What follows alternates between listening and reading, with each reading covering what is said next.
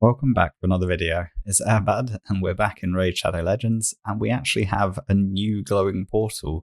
For the first time in probably about 3 to 4 months, there's no glow on the summoning portal. But don't worry, not for long. There's a summon rush tomorrow. We now have a different portal that's glowing for the first time ever.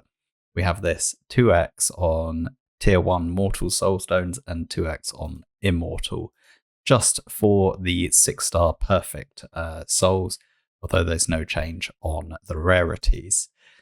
The actual soul chase tournament doesn't care what quality of shard you pull, only the quality of soul you pull. And I would say for most people, you should at least pick up the 150 gems. Really, I think the 300 NG and 150 gems, that's pretty good return. It's only 150 points. You don't need to actually summon that many shards to get 150. I think you'll do it within 20, 30 tier 1 coins. So I think that's worth doing just from the tier 1 soulstones. And then it's really about RNG.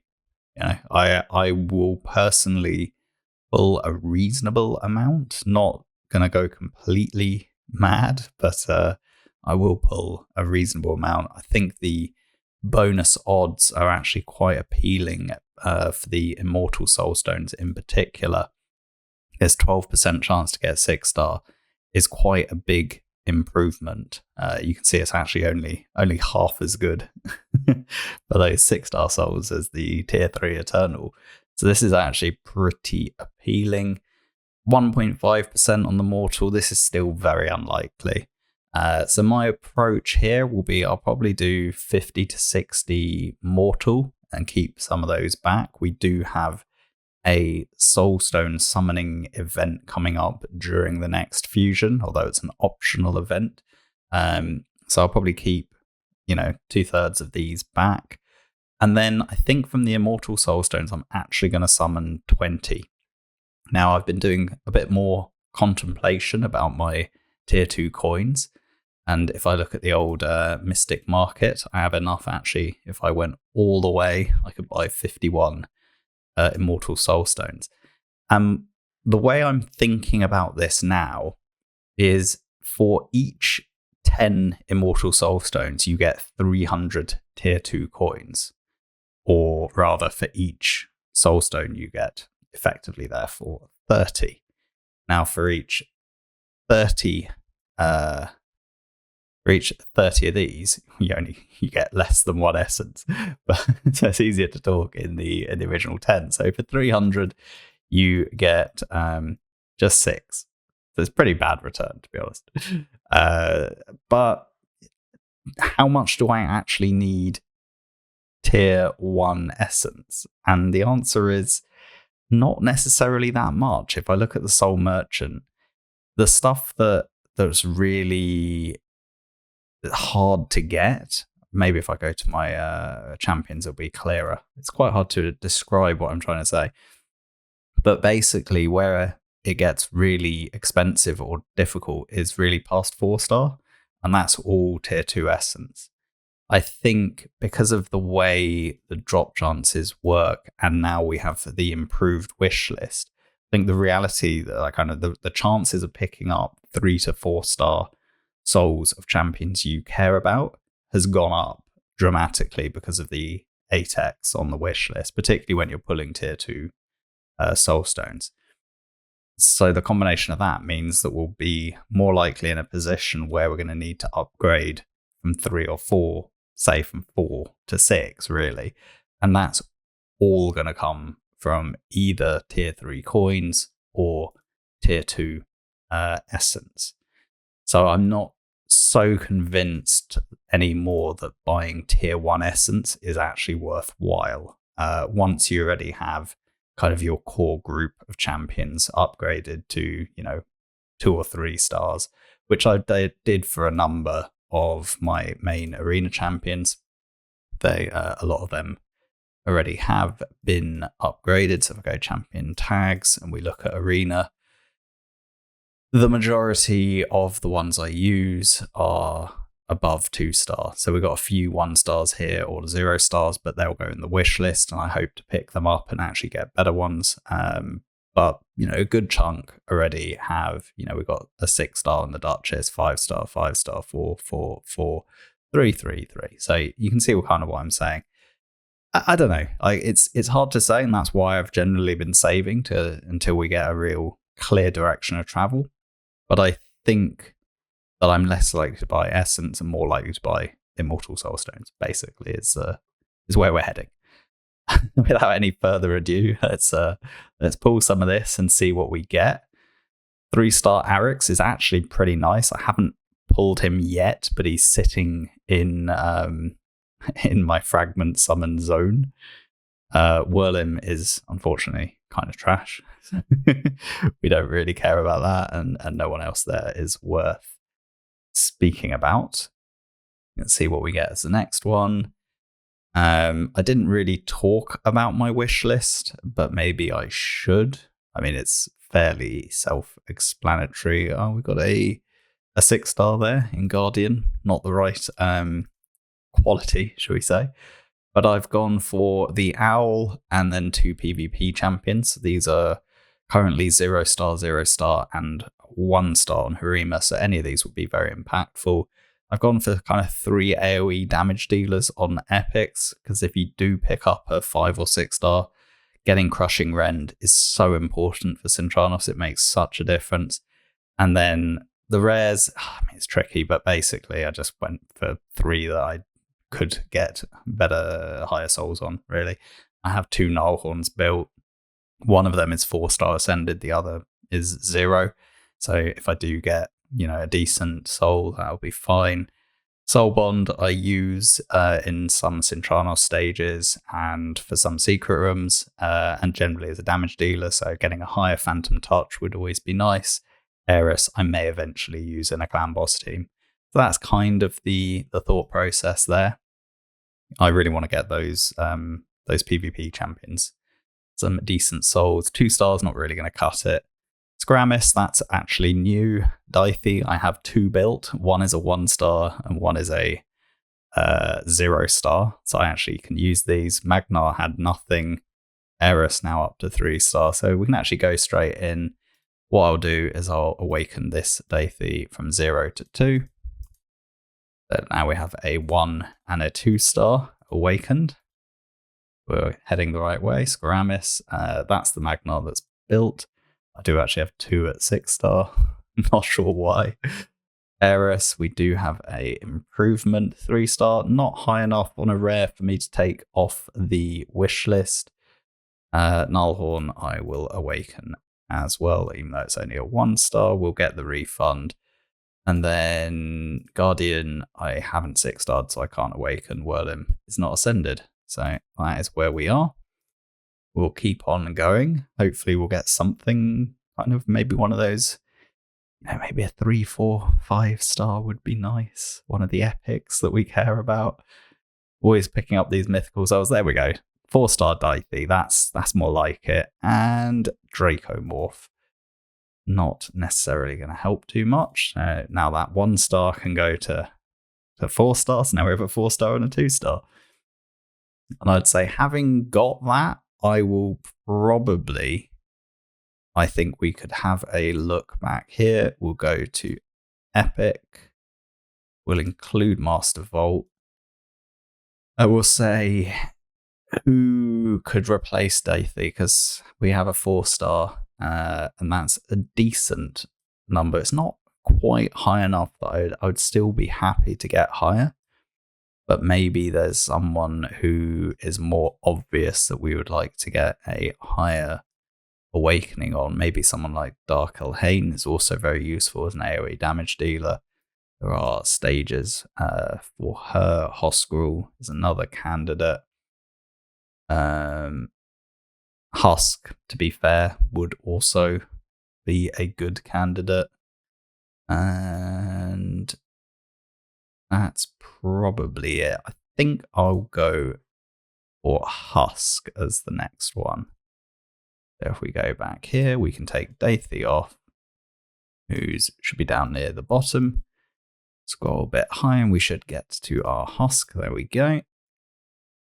And let's pull another 10 or 20 of these. Then we'll make some space and we'll go back and then we'll do the tier 2 soul stones, which is where we're hoping to get some of those really impactful pulls.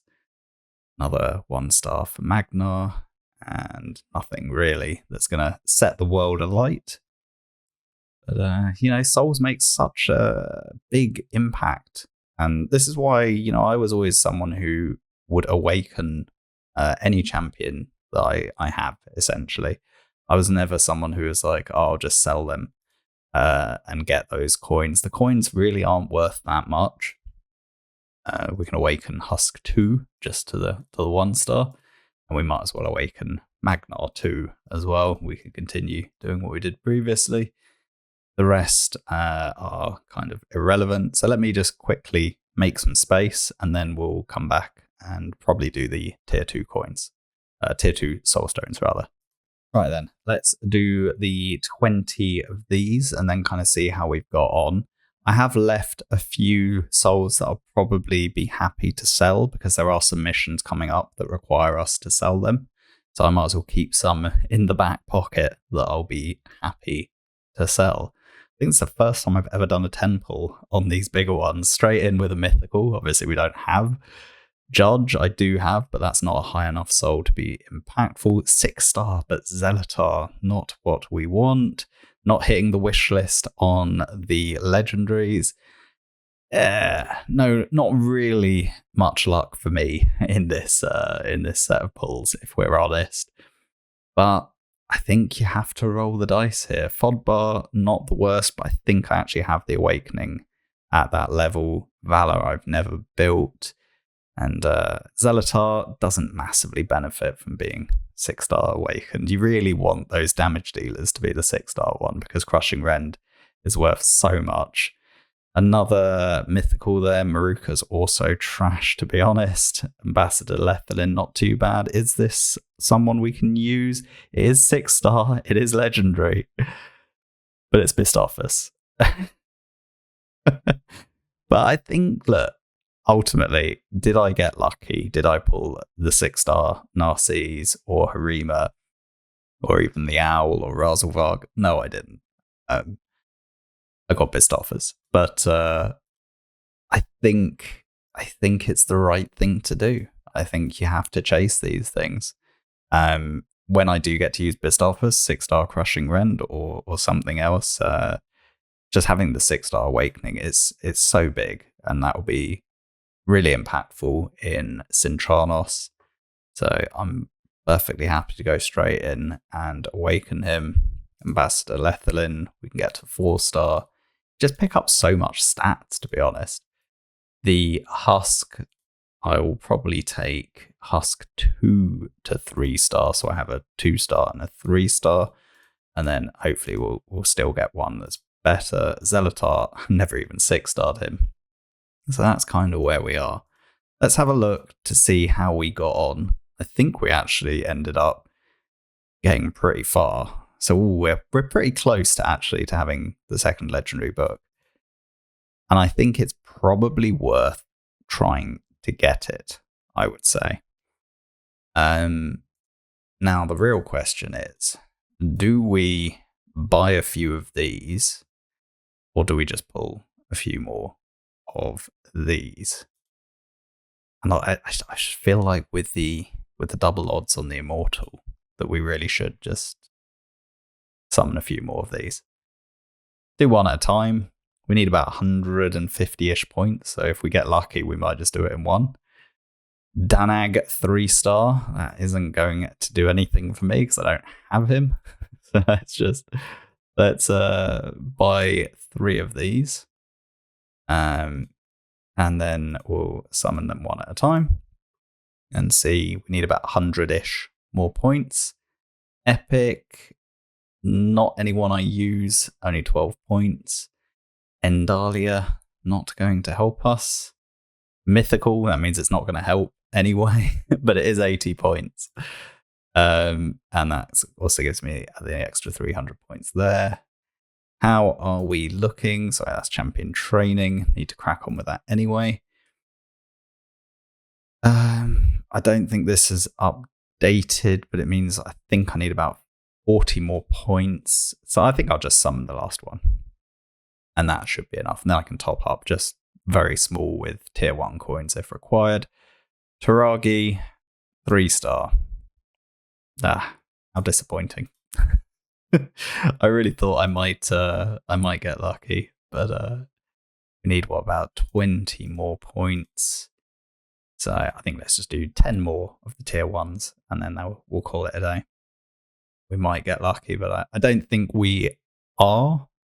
3-star Magnar, not terrible.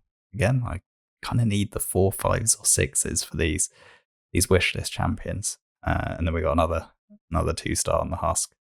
So that is going to be me done on the Magnar. It's kind of annoying, but I'm going to have to put it into the main one because I don't think the second one's built. I'll leave that for a minute and I'll come back to it. And then there's no one else. In Dahlia, this one's going to be fed for Mikage. So yeah, I think that's just me done. First time I've ever completed a Soul Chase tournament on the side, and hopefully I'll end up getting these gems. That would be pretty sweet. And yeah, that's it. I'll save the energy for when the Dungeon Divers drops, which I believe is on Saturday. I will probably do a fusion guide once the Summon Rush has dropped, because I like to leave it the first 24 hours until we have the Summon Rush so we can see how crazy the point requirements are. And it kind of helps guide what I would do as the approach for it. Anyway, I wanted to summon these souls, and I wanted to talk about kind of my strategy. I do think I'm going to end up converting much more of these tier 2 coins into Immortal Soul Stones, and then looking to summon them when we have some kind of boosted odds. This, I think, is quite impactful, having this 12% chance to get a 6-star. Particularly paired with the 8x you get on the wish list. Fine, I didn't strike lucky this time, but I do think it's one of the better opportunities for us to get 6-star perfect souls. And given how obscenely expensive buying the 6-star split soul is in the market, 300 tier 2 essence, it's probably a better way of doing it now. Particularly given that in Cintranos we want a lot more awakenings across the board. So getting souls and awakenings on your entire roster is now a lot more valuable than it was previously. And I think that's the approach I'm going to take, basically. Anyway, thanks for watching. As always, please like, comment, and subscribe, and I'll catch you in the next video. Bye for now.